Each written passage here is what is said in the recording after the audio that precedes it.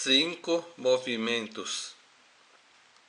Os povos antigos, observando o universo, a natureza e os objetos da Terra, conceberam que tudo pode ser codificado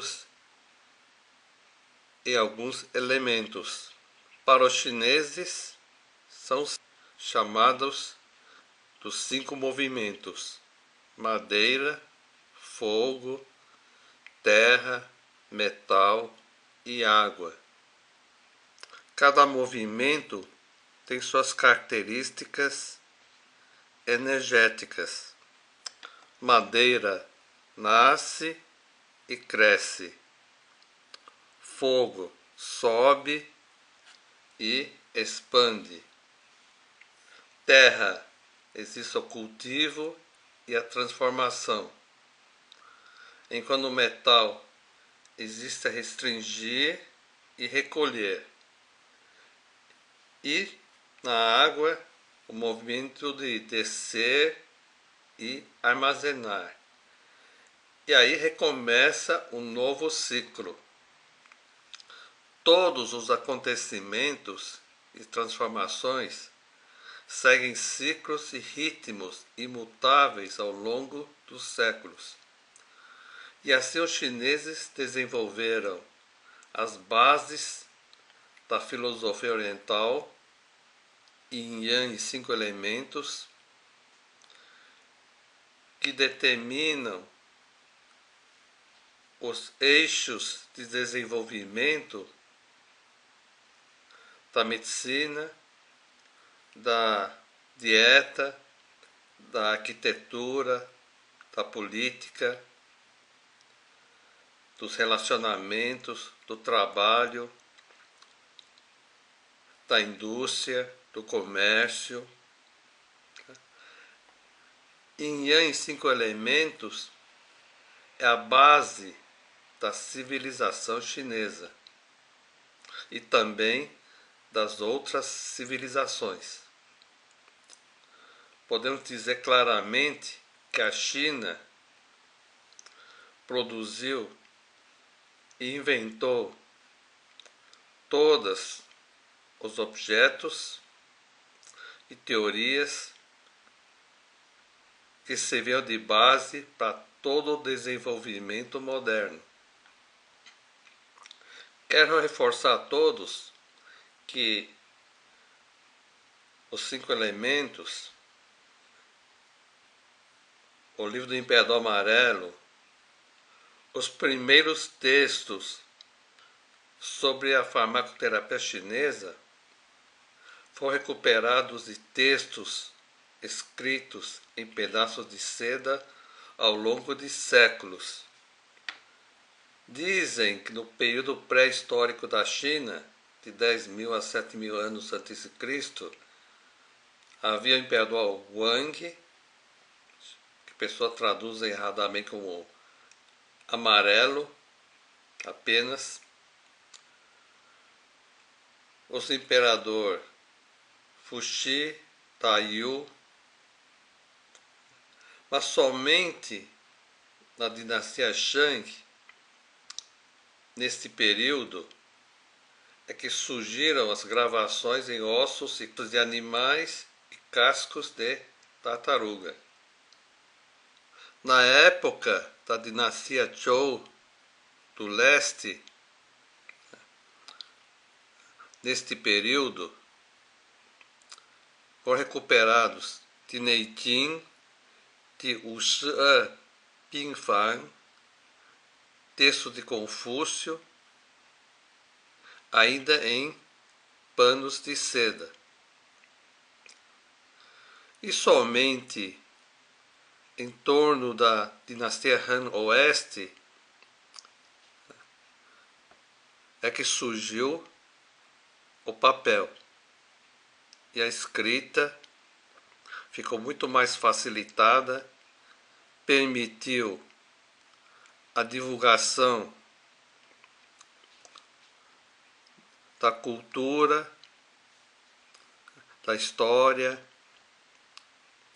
das técnicas, e que depois permitiu aos outros povos do planeta o grande desenvolvimento, chegando aos computadores quânticos do momento atual. Todos os povos antigos têm uma preocupação muito grande com o clima, isto é, vento, furacões, calor intenso, inundações, frio extremo. E isso interfere muito nas habitações e na alimentação. E as colheitas, os alimentos, dependem muito da época de semeadura, de plantar, cultivar, crescer, recolher e armazenar. E os povos antigos observaram que periodicamente os ciclos vão se repetindo. Em todas as civilizações antigas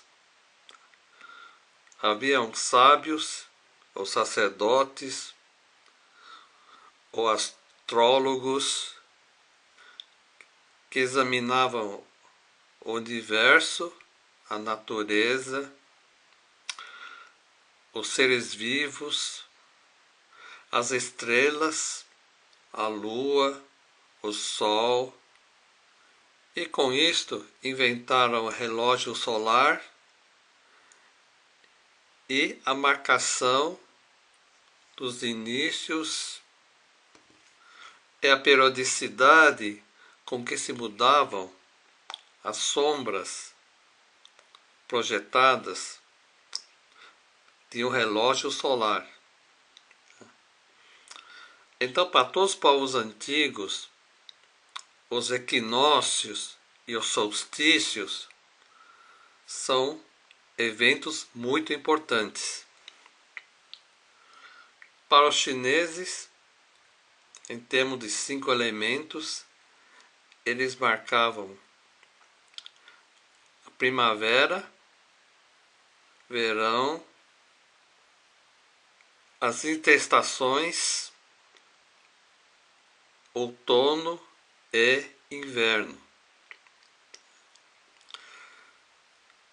Fazendo uma correspondência com as datas do calendário gregoriano ocidental, primavera começa em torno de 4 ou 5 de fevereiro,